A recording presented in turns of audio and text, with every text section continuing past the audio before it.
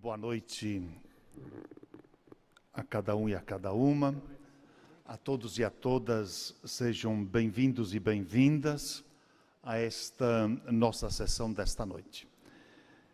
E quero agradecer ao nosso presidente, deputado Gelson Merizio, que nos dá a incumbência de fazermos os encaminhamentos desta sessão desta noite. Na sequência, nós estaremos, então, acompanhando a apresentação de vídeo sobre o cenário que marca o fim da Guerra do Contestado, o conflito que jamais será esquecido. Relembrar a disputa é manter viva a memória de uma das maiores revoltas camponesas do Brasil. Vamos acompanhar.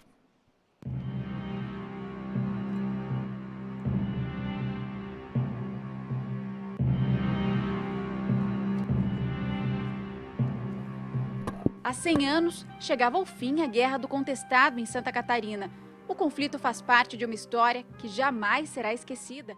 Relembrar a disputa é manter viva a memória de uma das maiores revoltas camponesas do Brasil.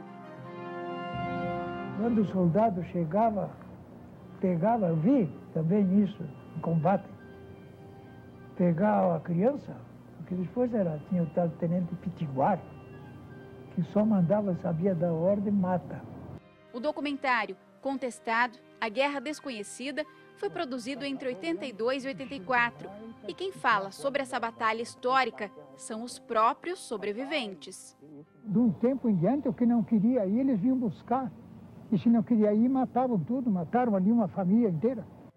O filme foi idealizado pelos jornalistas Sérgio Rubim, Dario de Almeida Prado e Jurandir Camargo. Fizemos um trabalho de pesquisa de 2 anos, procurando sobreviventes da guerra, sobreviventes tanto do lado do exército como do lado dos revoltosos, E a grande característica desse trabalho é exatamente essa, que ela é contada pelos sobreviventes da guerra.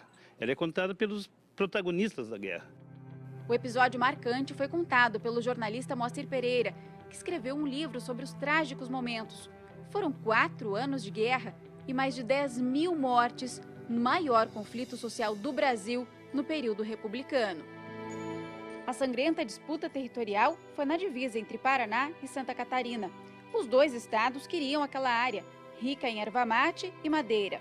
O local passou a ser chamado de Região do Contestado porque foi onde os camponeses contestaram a expulsão das famílias de suas terras. A guerra teve múltiplas causas, A primeira foi, sem dúvida nenhuma, a decisão do governo federal de fazer um contrato com uma empresa americana na construção da estrada de ferro e concedendo o direito de explorar integralmente posse e propriedade de 15 quilômetros à margem esquerda e à margem direita do Rio do Peixe. Então, os poceiros que lá se encontravam, vivendo com as suas famílias, tratando da exploração da erva mate, que era a principal atividade econômica, ou simplesmente pequenos agricultores, colonos, convivendo com as famílias, foram, de repente, expulsos das terras. E o governo não garantiu a transferência deles para uma outra área. Os moradores dessas regiões eram caboclos e pequenos fazendeiros que viviam da comercialização da erva mate e da madeira. Eles não tinham o título das terras e as pessoas foram forçadas a deixar suas casas e a viver em péssimas condições. Milhares de famílias perderam as moradias. O despejo e o desemprego causaram uma crise. A Guerra do Contestado começou com a insatisfação dos mais pobres, mas quem ganhou essa batalha foram os donos do poder. Apesar de passados 100 anos, o conflito deixou suas marcas não apenas na geografia do estado, mas na evolução econômica das populações afetadas.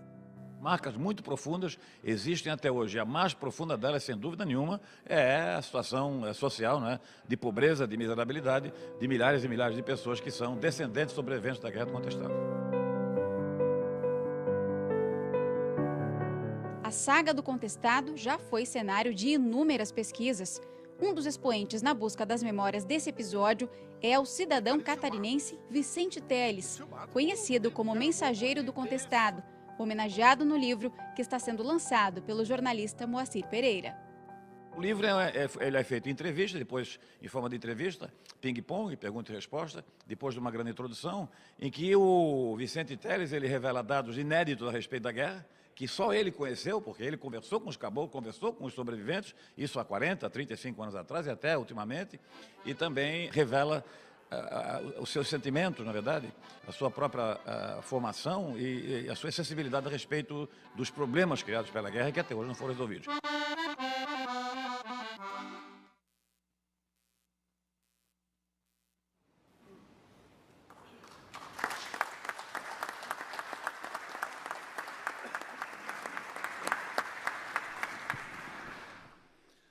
Esta presidência registra a presença das presentes autoridades. Excelentíssimo senhor deputado estadual Marcos Vieira, excelentíssimo senhor deputado estadual Neudi Sareta, excelentíssimo senhor deputado estadual Natalino Lázari, excelentíssimo senhor deputado estadual do período 2006-2014 Edson Andrino, excelentíssimo senhor conselheiro do Tribunal de Contas do Estado de Santa Catarina, Wilson Vandal, senhor Paulo Marcondes Brincas, presidente Ordem do Advogado do Brasil, Seção Santa Catarina, senhor Georgino Melo da Silva, procurador federal, senhor Lauro Bandeira, presidente austro-brasileira, Plataforma Bilateral do Brasil e Austrália,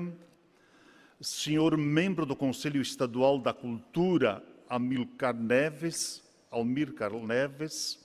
senhor presidente da Associação Catarinense de Imprensa, Casa do Jornalista, jornalista Ademir Arnon, senhor diretora secretária do Instituto Histórico de Blumenau, historiadora Ana Maria Ludwig Moraes, senhor jornalista Manuel Timóteo de Oliveira, das Relações Públicas da Associação Comercial e Industrial de Florianópolis, e o excelentíssimo senhor juiz de direito Raulo Sanford de Vasconcelos.